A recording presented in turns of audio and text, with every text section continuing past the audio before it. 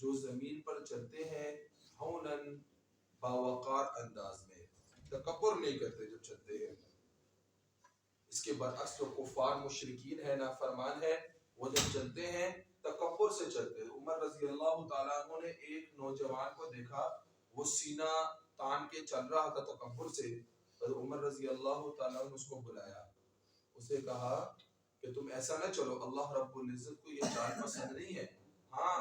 جہاد میں جو مشرکین کے سامنے، کفار کے سامنے تم کھڑے ہو تو پھر تم سینہ تان کے کھڑے ہو، تب اجازت ہے، اس کے علاوہ نہیں۔ ایسے اللہ فرماتے ہیں انک لن تخرق الارض ولن تبلغ الجبال طولا، کہ تکبر کرنے والے تمہارے تکبر کی وجہ سے نہ تو زمین پھٹ جائے گی، جو تم اکڑ کے زمین پر چل رہے ہو، نہ تو زمین پھٹنے والی ہے، اور نہ تم پہاڑ جتنے بڑے ہو جاؤ گے، تم نے رہنا انسان ہی ہے، اس لیے تکبر نہ کرو۔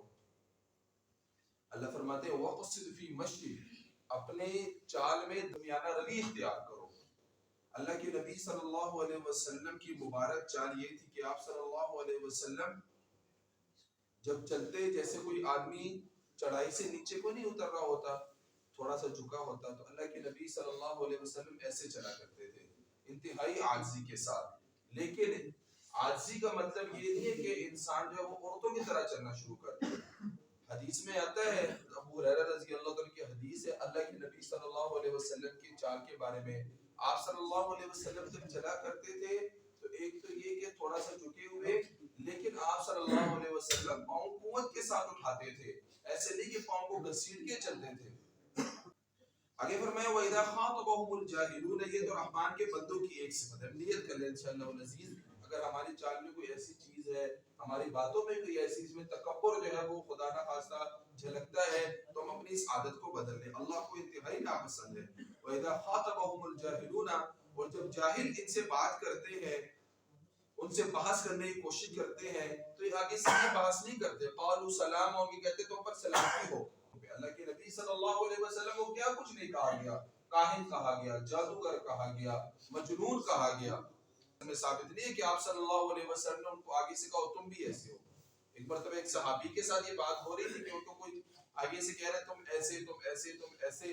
تو صحابی خاموش تھے، انہوں نے آگے سے ان کو کہا، کافی لمبی بات گزر گئی تو انہوں نے آگے کہا تم بھی ایسے، تو اللہ کے نبی صلی اللہ علیہ وسلم نے فرمایا ابھی تک تمہاری طرف سے فرشتہ جواب دے رہا تھا، جب وہ کہہ رہے تم ایسے تو فرشتہ کہہ رہے تم ایسے ہو تم ایسے ہو، جب تم نے خود جواب دیا تو فرشتہ ہٹ گیا، وہ جواب نہیں دے رہا تمہاری طرف سے۔ والذین یبیتون لربہم سجدا وقیاما،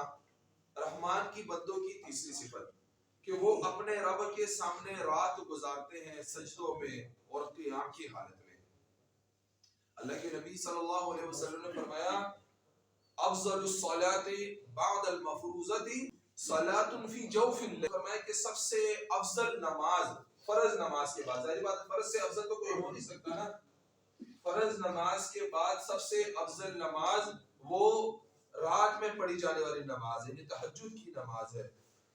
اللہ کے نبی صلی اللہ علیہ وسلم فرمایا کہ تم لازم پکڑو تہجد کی نماز کو، کہ تم سے پہلے جتنے نیک لوگ گزرے یہ ان کی سنت ہے اور یہ گناہوں کو مٹانے والی ہے، اس لیے تم اس کو اپنی عادت بناؤ۔ رحمان کی بندوں کی چوتھی صفت والذین یقولون ربنا اصرف عنا عذاب جہنم، وہ رحمان کے بندے دعا مانگتے ہیں، کہتے ہیں اے ہمارے رب اصرف عنا عذاب جہنم، ہم سے جہنم کی عذاب کو پھیر دیجئے، جہنم کی عذاب ہم برداشت نہیں کر سکتے، یا اللہ تو ہمیں جہنم سے بچا لے، ان عذابها کان غراما، بے شک اس کا عذاب بہت نقصان والا ہے، انہا ساعت مستقرا و مقاما، بے شک وہ بہت برا ہے عارضی رہائش کے اعتبار سے، و مقاما اور مستقل رہائش کے جو ہے وہ رہائش کے اعتبار سے۔